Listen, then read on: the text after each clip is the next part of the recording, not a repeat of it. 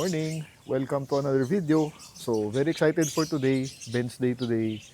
Want to capture the very rare opportunity or moment, no? Kasi right now, yan, we have the W212 and we have, of course, our W124. So, this is the first generation E-Class. Although, when this car was released, hindi pa siya E-Class ang tawag. W124 lang. And then, this is the modern E-Class, of course, the W212 body. So, not our car. This is Rocky's car. Kasi si Rocky, as I've said, kinuha na yung LC nung, kailan ba? Sunday. Today is Tuesday. And so, it's been with me for 2 days already. At kahapon, ginamit ko na siya. So, it's not gonna stay for long. Kukunin din niya mamayang gabi. But I wanted to capture this moment kasi I realized meron tayong dalawang E-Class dito. Different generations. No? From what they say, and for my opinion also, this is the closest design that resembles this car. Yung pinakanaunang E-Class, no? The W212. Kasi this is the first gen, 124, followed by the W210, yung Mickey Mouse, yung apat yung headlight, lagay ko yung picture. And then the 211, also Mickey Mouse, pero mas maliit na yung headlight. And then, ito na, 212. So malayong malayo from the 210 and 211. Ang layo ng itsura. But for me, and for many, ito raw talaga ang nagre-resemble lang itong 124 na to. So I arranged the parking para magkatabi sila. Super love this moment, no? Okay, so this car, yan, yung 212 na yan, as I've said, it's Rocky's car. This is actually for sale kasi si Rocky buy and sell naman yan. At mahilig yan sa European, obviously. Napakadaming European yan. Meron niyang Porsche, meron niyang Benz, meron niyang BM, etc. etc. So, nakuha niya to 2 months ago ata. So, inayusan niya ng konti. And ayan, the car is looking fresh. And I already drove this to work yesterday. So sa Paranaque yun. Nasubo ko na sa traffic ng EDSA. So swabing-swabe ang drive nito. Mamaya, let's drive her around, ikot natin para I can show you what it feels like from the inside. Kasi iba talaga yung feel ng modern Benz, lalo na yung E-Class na yan. Talagang it will make you feel an important person, no? Ganda ng design eh, oh. So this car is actually for sale ata. The price is about more or less 700,000 pesos. This is a 2013 E-Class na 200 ito, yung likod. 200 siya. Marami kasing klaseng E-Class eh. May 300, may 250, may diesel, may 300 AMG, may Avantgarde. Ito, this is the E200 Elegance. So, from what I know, kahit likod eh, no? Pareho sila sa likod eh, oh. No? Can you see the resemblance? The wedgie design. Medyo boxy pa. Of course, may curve na to. Pero the body styles really looks alike. No? As again, this is the Elegance. Alam ko, stop production ng Elegance. So, merong Elegance, merong Avantgarde, tapos merong AMG trim, tapos merong yung original na AMG, which has the 6.3 liter engine, turbo ata. I don't know kung turbo or supercharged. Pero this one is the 200. It shares the same engine with the C200. So, 1.8 liter compressor, no? Pero tingnan muna natin yung likod. Pareho din eh, no? Ayan, no? Yung pagka-bold niya na design, yung pagka-wedgie niya, sharp cuts from the body. Ito rin eh, sharp cuts din siya eh. No? And the size is also different. Almost the same. Hindi lang pantay yung parking ko, pero the size seems the same. So magkamukha talaga. So dun muna tayo sa engine. So ito yung engine niya ng E-Class natin. This is a 1.8, I believe 1.8 supercharged engine, which is also the engine of the C-Class. Mga 2010, 2013, parehong engine lang. So this is supercharged. Alam ko ito ata yung supercharger niya or somewhere there. Supercharged yan. Ay, hindi. Turbo ata. turbo ata siya. Ayan, oh. Parang may snail. Supercharge ba o... Okay. Let me check again, no? Pero parang turbo siya. Kasi ito, eh. Parang may turbo siya, eh. Okay. So anyway, 1.8 turbo or supercharge, whatever. It has about 180 horsepower or close to 200. Kasi pag supercharge dito, eh. Pero parang iba, eh. Parang iba siya, eh. No? Teka lang. Na-curious tuloy ako. Ngayon ko lang kasi sinilip talaga yung engine. Okay, so I guess it's a turbo. Turbo nga siya. Ayan, ang laki. Yan yung turbo niya. Kaya pag tinapakan mo to, sumisipa yan sa 3,000. 2.5 to 3,000 RPM, hihilain ka na ng auto. Sobrang lakas, sobrang agile ng makina. Sobrang liksi. Tamed, but at the same time, pag kailangan mo, sobrang aggressive. If need be. So, wala namang problema sa engine dahil nasubok ko na siya sa EDSA and Paranaque last night. Very clean engine, no leaks. Ganda, no? Wala is happening. Ayan. Yeah, tapos may hood struts na siya. So, which makes it very easy, no? So anyway, yan yung labas natin. Naka-projector lights, of course. Modern touch, and this is the old school, the first generation. At yung atin is the 1985. The first year na nilabas ang W124. Yan yung mismong kotse natin, 1985. So this car was produced from 1985 up to 1995. Kung tama ako. Yun yung production years niya. This one, the 212, the production year is 2009 to 2016 ata. Kung di ako nagkakamali. 2009 to 16. So matagal-tagal din, no? So nakakatawa talagang magkamukha sila. I can see the resemblance.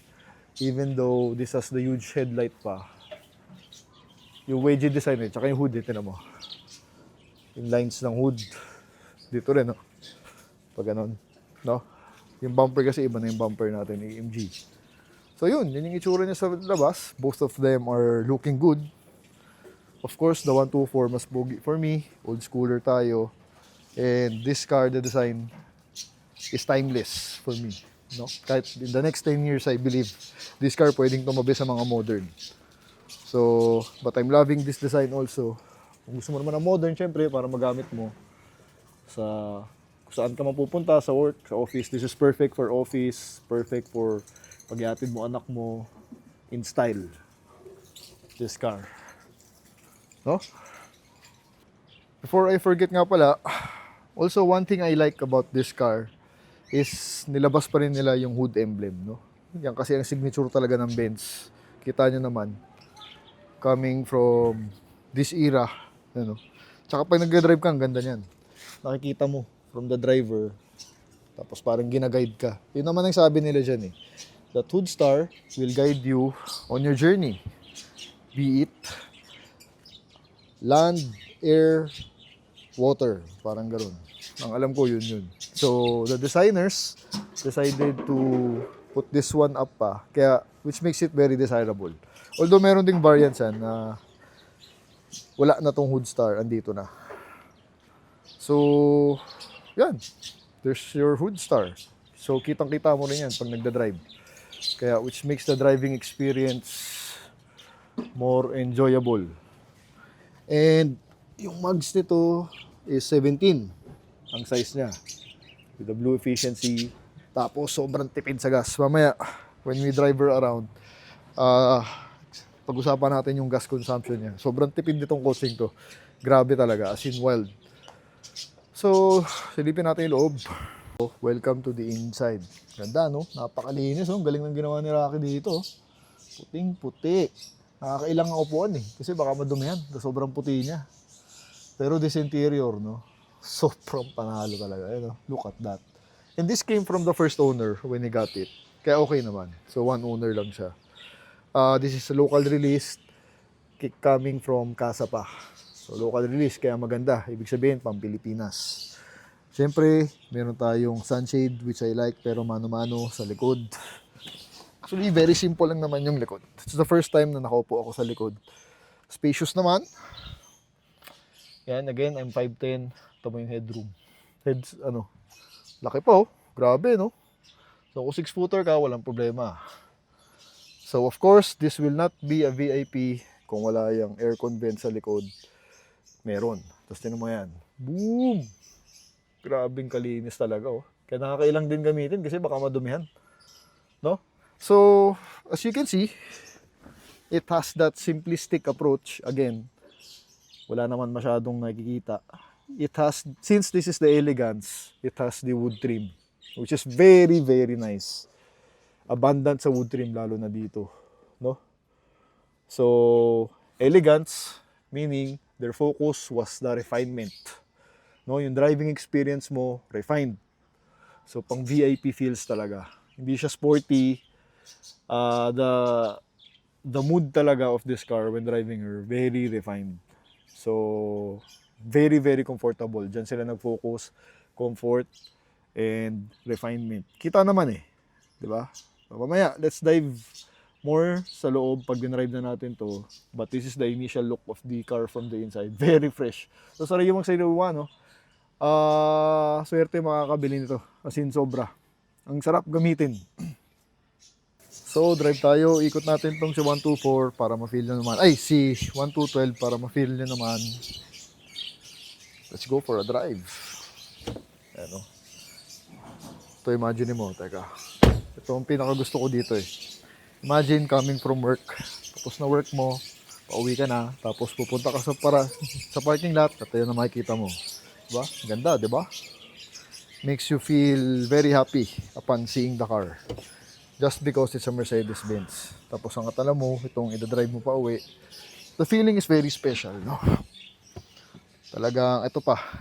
Kung titignan nyo ito, sakit ng mga Mercedes-Benz to. Yung mga ganyan, pud-pud, ubus lagi. So ito, tinan mo, fresh na fresh. No? Sira lahat yan, ito, mga ganyan. Yung dating C-Class natin, sira din yung mga ganyan. Ito, buo siya.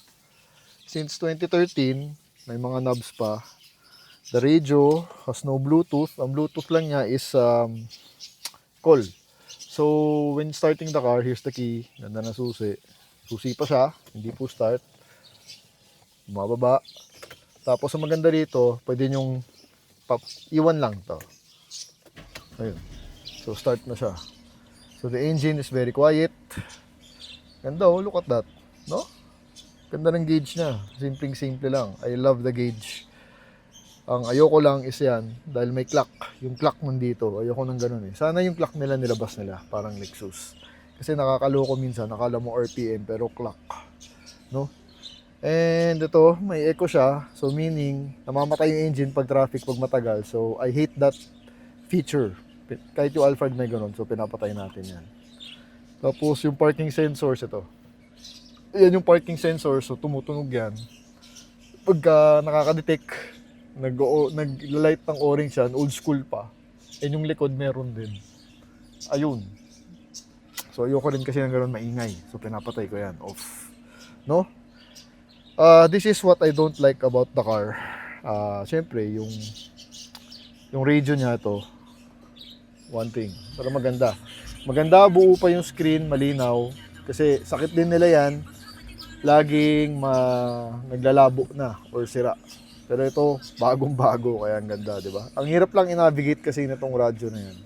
Ang hirap pumanap ng station na gusto mo. Nahirap pala ako or hindi pa ako sanay. Kasi yung C-Class, ganun din.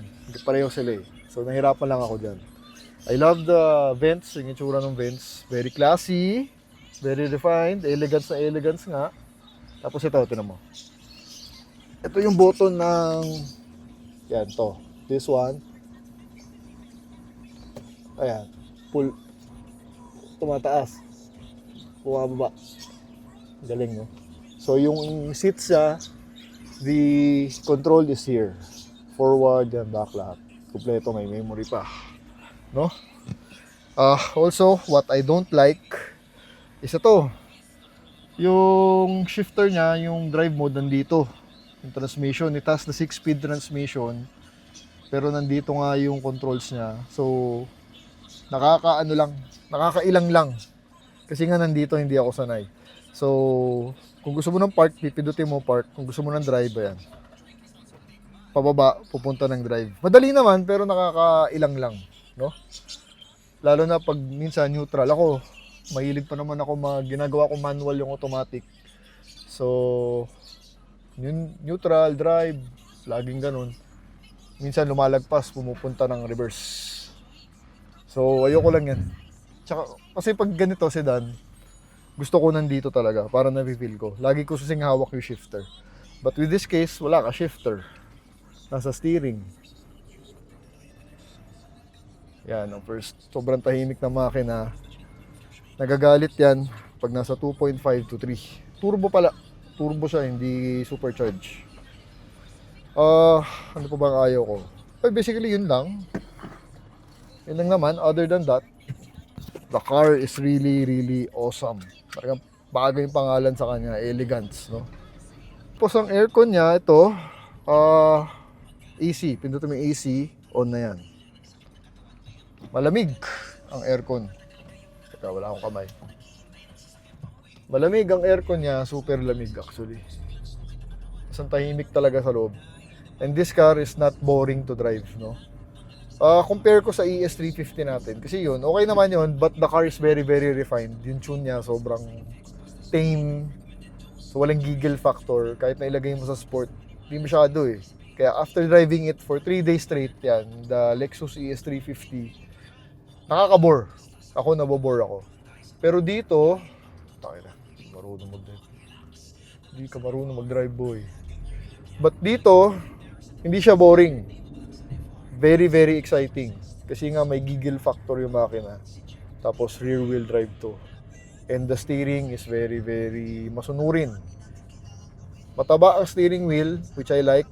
So very secured ang feeling mo, very confident ka. Tapos maganda sa cornering, talaga sumusunod to kahit mabilis ka. Tapos kung kailangan mong lumiko, maganda ang cornering niya. Kakatawa. Kaya madali sumingit sa traffic. Nasubukan ko na nga sa EDSA, as I've said a while ago. No? So perfect talaga for daily, perfect for office, or kung estudyante ka, college, kaya mo. Perfect na perfect. Kasi it's really value for money. When this was out, I think the selling price was 4 million, around 4 million range to 4.5. I'm not sure. Pero alam ko nasa 4M yan eh. But now, kung maghahanap ka ng second hand na ganito, depreciation is our friend. And pagdating sa Euro, ang depreciation is malakas, mataas. 700,000 na lang makakakuha ka na ng ganito. Makaka-experience ka na ng VIP feel na Mercedes-Benz na binibili mo dyan. For less than 1 million, less than 800,000, makakakuha ka na. It has 74,000 mileage. This car. Sakto lang yon. Tinan mo gano'n kasaliwa, no? I love the interior talaga. Sa lamig ng aircon. LC 200, boom! Ganda, no? Tapos meron din siyang paddle shift. Kung sakali kailangan mag-overtake agad, syempre hindi naman pwede dito sa gilid. So, pindutin mo lang yan, magda-down. Yung shifting nito, I have to say, ang bilis mag-shift. Kaya sobrang tipid sa gas eh. So, ayan, discuss nga natin yung gas consumption niya. Sobrang shift siya ng shift, 6 speed, tapos ang bilis niya mag-shift. So, talagang yun yata yung blue efficiency, siguro. Something to do with the transmission also. Kasi napansin ko talaga, ang bilis ng shifting niya. Ayan o. Ayan, shift na. Nag-shift na siya nun. So, yung gas talaga guys, yung gas na yan, hindi gumagalaw yan. Nag 40 kilometers na ako, more than 40 kilometers yesterday. Nasa kalahati yon when I left the house. So, ngayon, konti lang ang binaba. Sobrang matutuwa ka sa gas consumption nito. Parang Vios, no? Talagang ang tipid niya. For the size of the body, medyo malaking body. Pero ang galing ng blue efficiency. Ang tipid talaga. Kakagulat, no? So, ayan, shoutout ko na rin. Rich Potato, shoutout. If you don't know who Rich Potato is, he's a famous car vlogger. Meron siyang 90s SIR, mahilig sa Honda. SIR, meron din siyang Pajero, Fieldmaster. Meron din siyang Corolla, small body. He was saying parang gusto niya na mag-Euro. But he's afraid Kasi of the gastos, baka mahal ang parts, sa maintenance, etc. etc. Malakas sa gas yun, reklamador sa gas yun. Gusto nun tipid na gas. So, Mr. Rich Potato, this is the answer for you. This car, the W212. It's Euro, VIP film, kasi mahilig din yun sa VIP na kotse. He used to have an Accord before.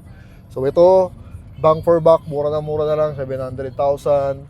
Try to check tong ganitong model, the W212 or the E-Class. Sobrang tipid sa gas, so hindi ka magrereklamo sa gas niyan, and you get this VIP experience. No? Iba talaga ang feeling. Ang feeling ko, bueno, teka lang, ataw tayo dito. Woo! Pucha, meron talaga. So, you can also hear the growl of the engine dito. So, meron siyang growl. Maririnig mo. Kaya hindi boring, no? Tapos yung steering, ang ganda ng steering niya, masunurin. And the engine talaga, maliksi, if need be. Kasi ang Euro talaga, guys, iba yung charm ng Euro. The Japanese cars will not, very different. Hindi niya kaya yung charm ng Euro. Iba eh. Talaga ang pogi, iba talaga yung dating. Ayan, no? Gamo tong X6 na to na bago, diesel, oh. Ito yung itsura, oh. Pag Euro naman, dalawa lang pagpipilian mo. Either the Benz, Mercedes-Benz, or the BMW. No? Silang dalawa lang naman talaga. So, again, this car, walang problema sa parts. If you need parts, lalo na sa Euro, Rocky is there. Diyan din bumibili yung mga shop, kung di nyo lang alam. Pati mga nag-home service sa kanya bumibili. So, diretso tayo sa source. Message nyo lang siya, give him the chassis number, masusuplayan na kayo ng parts. This car, walang kakalampag-kalampag. We are now in White Plains at pangit ang daan dito. Wala kang maririnig na kalampag. The drive is very confident. Solid na solid talaga tong coaching to. No? Nakaka-excite. Nakaka-excite pumasok. Kasi ito yung i-drive mo. Kung makikita mo siya. Pero you feel very important. An important person pag ito ang dinadrive mo. Kasi sa LC200 natin, ang feeling mo doon siga ka. Feeling mo doon boss ka. Feeling mo doon susunod sa'yo lahat ng tao. Ito iba. Ito, parang feeling mo, ang pogi mo. Feeling mo, napaka-importante mong tao. Ewan ko bakit, iba talaga ang Benz eh. Elegante, no? Ngingiti ka talaga all throughout your journey. Pag nina-drive mo to,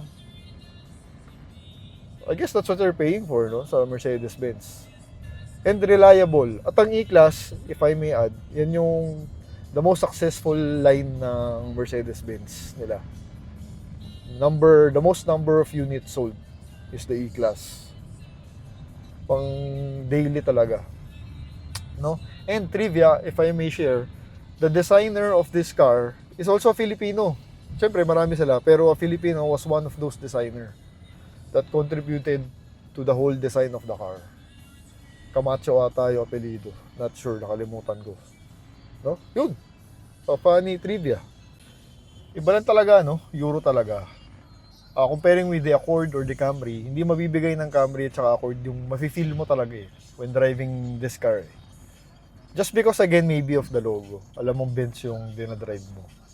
At the end of the day kasi ang Camry, Toyota. Kahit Lexus eh. Diba? Nakakadrive naman tayo ng Lexus. Iba yung feeling eh.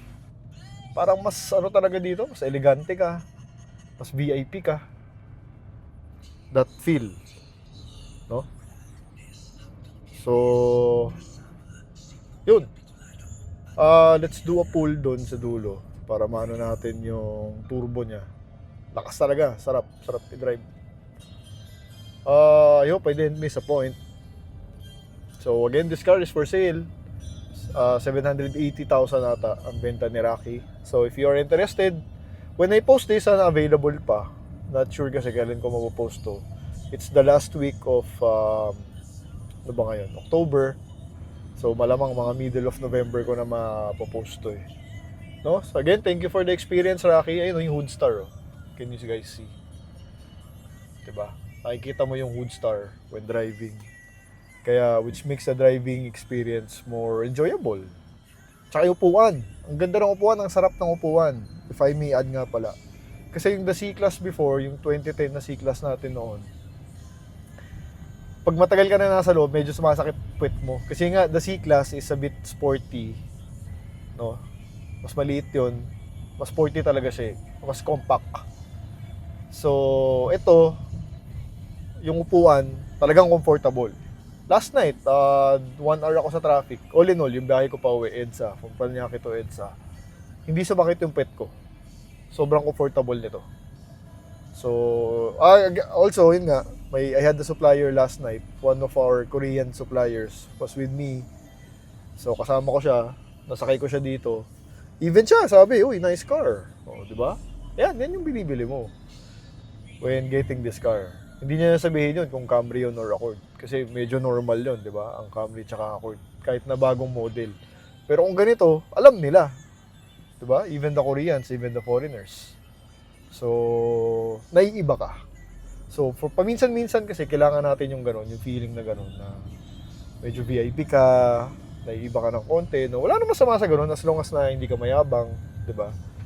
Kasi it's for your own pleasure naman eh. Talagang masarap sa feeling pag nare-recognize ka, no? That's why nga ginawa siguro tong kotseng to. So, now, what I'm saying is, right now, it's affordable. Kayang-kaya na natin, no? Kung nakakabili ka ng Montero, Fortuner, makakabili ka nito second hand. Huwag ka matakot, maraming parts, maraming specialist na gumagawa. European wrench is there, home service yun, gumagawa lahat ng Euro yun, so walang problema. So let's do a pull here. Ito, sport mode, pindutin mo yan, mag-sport siya.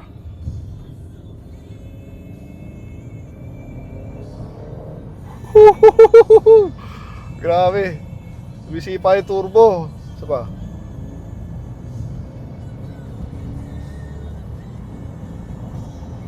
Oh my God. Woo! And the brakes are strong. So don't worry. Yung tunog niya, stock lahat yan ha. Walang muffler. Ayun, may tunog eh oh. Grabe. Ang sarap. Sana kotse ko to. Ang sarap i-drive. At yung temperature niya, ganyan talaga yan. Ganyan kataas. Ayan. Normal yan sa Benz. Above 80. Mga 85 yan. 85 siya. So, teka lang. Medyo traffic ng konti sa Corinthians. U-turn na kasi tayo. U-turn na.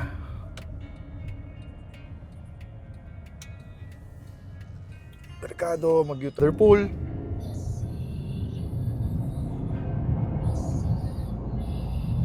Ayan o, kailangan mo lumiko. Ang bilis lumiko. Ganda na suspension. Walang floaty feel. Solid na solid. Parang it's a combination of sport and comfort eh. A perfect combination eh. Kaya itong E-Class talaga. E-Class talaga ako kaysa C-Class eh. Oh.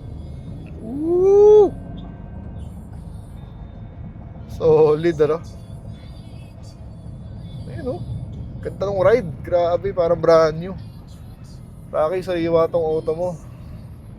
Okay. Oo nga pala, yung speakers parang punit na yung tunog. Punit. So, that's the only issue that I saw. Tsaka ito, natatanggal. Pero, nakabili na raw si Rocky nito. Yun lang. Another pull. Last pull for you guys. Ito. Naka-sport mode pa rin tayo. Putik. Tsaka hindi naman nakakatakot kasi nga the car will make you feel very secured. Strong brakes, tapos excellent handling. No, kaya bang for buck. If you're looking for a Euro, rich potato again. Alam ko, kating-kating ka mag-Euro, wag ka matakot. Check mo tong 212. Bagay sa'yo. VIP feel, sporty feel, pogi. Gusto mo rin naman ng pogi. No? So, thank you. So, saktong-sakto, no? Anyway, andito tayo sa bahay. Tapusin na natin yung vlog. Very happy for this quick opportunity dahil di naman magkatagal yung kotse dito. Iniwan lang ni Rocky kasi nga para makauwi siya. Kinuha niya yung LLC, inuwi na niya. So, iniwan niya naman to. So, sabi niya, vlog ko raw. Okay, thank you. Na-drive ko pa. First time ko makadrive ng W212. I've always wanted to drive one. And yan, no? Talagang thank you, Lord. Bigla-bigla na lang may dumadating na kotse sa bahay na magaganda, na mga gusto ko pa. So, thank you. I hope you guys enjoyed this car as much as I did. Sobra. You know, the LC was one thing. Sobrang saya ko noon for 1 week. Thank you, Gilson, for sharing your car. Talagang naging owner ako ng Land Cruiser for 1 week lang. Yun lang tumagal yun kasi sabi sa inyo, mabilis ang bentahan ng Land Cruiser. So ito, syempre, takes a bit of time because not everybody enjoys the Euro. Kasi I believe na una yung takot ng tao sa Euro eh. Kasi nga, the parts, tas the reliability, no? Pero ito, very reliable to. Ginagawa ng taxi to sa ibang bansa eh. Siyempre, if maintained right. No? So, tapusin ko na yung vlog later. Okay, no? Last look of the car for you. Ito yung may alarm na yan. Boom. Pogi talaga. VIP na VIP. Clear tint siya, na blue. So, naka-clear. Pero kung ako yan, ayokong kita ako sa loob eh. For my comfort, papatint ko yan. Yan, no? Walang gas-gas. Makintab yan, madumi lang. Diba? Lapad. So, that's the vlog for you guys. Hope you enjoyed this episode as much as I did. Very rare moment na nagtabi yung dalawa, the 124. And this guy right here, the W212. Thanks for watching. Hope you learned a thing or two. Sana maging na-encourage kita na mag-Euro. Dahil ang charm ng Euro is very, very different. Comparing with the other car makers. And blue efficiency. Totoo yan. Sobrang tipid sa gas. Parang Vios. Hindi gumagalaw. I'm telling you. Turbo pa. You get the turbo. No?